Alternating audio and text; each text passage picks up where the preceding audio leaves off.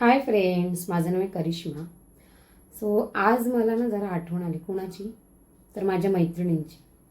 म्हटलं बोलूया मैत्रिणींविषयी. स्पेशली बोलायचं म्हणजे काय, तर माझा भरपूर एक्सपिरियन्स घेतला आता मी जेव्हापासून लग्न केलं तेव्हापासून. सो मला ना एवढंच बोलायचं आहे तुम्हाला, मैत्रिणींना माझ्या आणि बहिणींना पण, की आपली जी लाईफ असते लग्नाच्या आधीची, ती आपण आपल्या मर्जीने जगतो. कसं पण, रात्रीचं 1 वाजता या, बिंदास फिरा, मित्रमैत्रिणींबरोबर जा, कुठे पण जा, आपल्या स्टाईलमध्ये आपण जगत असतो, हो की नाही? पण तुमची खरी लाईफस्टाईल कधी चालू होते? लग्न झाल्याच्या नंतर, हो की नाही? त्याच्यामुळे आजकाल मुलींचं काय झालं आहे, त्यांना लक्झरियस राहायची सवय झालेली आहे, पण त्या असा विचार करत नाहीत की आपल्याला व्यक्ती तो सुखात जो ठेवणार आहे त्याच्याशी लग्न करायला पाहिजे, की त्याचा पैसा बघून किंवा मला मॉडेलिंग करायला मिळेल, मला फॅशन करायला मिळेल, असं बघून नक्कीच तुम्ही लग्न नका करू. पस्तावाल तुम्ही. एक्सपिरियन्स घेऊन सांगते तुम्हाला मी. बऱ्याच माझ्या अशा मैत्रिणी आहेत, म्हणजे बघते मी डोळ्यांनी त्यांची काय अवस्था आहे आता. काय काय जणी पैसा बघून लग्न केलेले आहेत, म्हणजे घरातल्याने पण दिलेले आहेत त्यांना लावून. हां, मोठा बंगला आहे त्याचा, पैसेवाला आहे, पगार पाणी आहे, असं बघू नका. तो व्यक्ती कसा आहे तो बघा पहिला.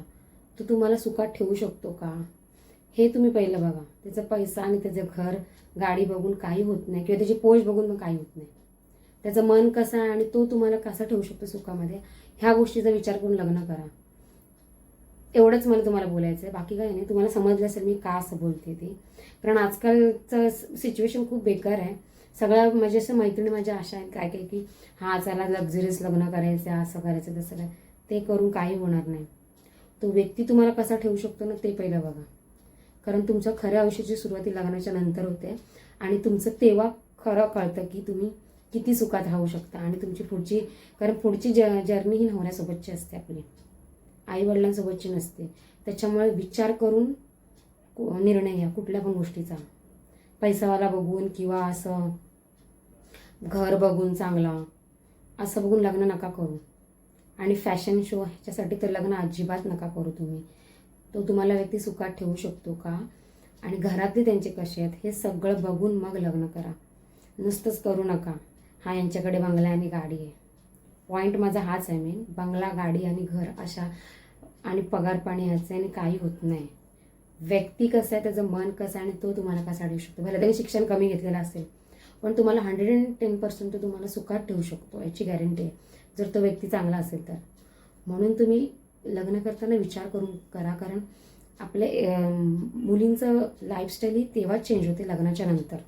खरी लाईफस्टाईल कसं राहणीमान होतं ते. आजकाल काय काय माझ्या मैत्रिणी अशा त्या घरी बसून आहेत का, त्यांना सपोर्ट नाही आहे घरातल्यांचा, की त्यांना काय कोणत्याच गोष्टी सपोर्ट नाही त्यांचं. त्यांना एवढं शिक्षण घेऊन पण घरात आहेत, कारण घरातलेच तसे आहेत की ते काय करू शकत नाहीत. असं पण आहेत काय काय मैत्रिणी. काय काय मैत्रिणींचं खूप सुंदर चाललेलं आहे. पहिलं त्यांना नाही जागायला भेटलं असेल, पण आता एकदम भारी लाईफस्टाईल भेटलेलं आहे. त्याच्यामुळे मुलीची लाईफस्टाईल आपली अशी आहे ना की ती पळते लग्नाच्या नंतरच. म्हणून हा एक जो मेन डिसिजन असतो आपल्याला, लग्न करताना एकदम विचार करून करा. पॉईंट नोट करून ठेवा डोक्यामध्ये. धन्यवाद.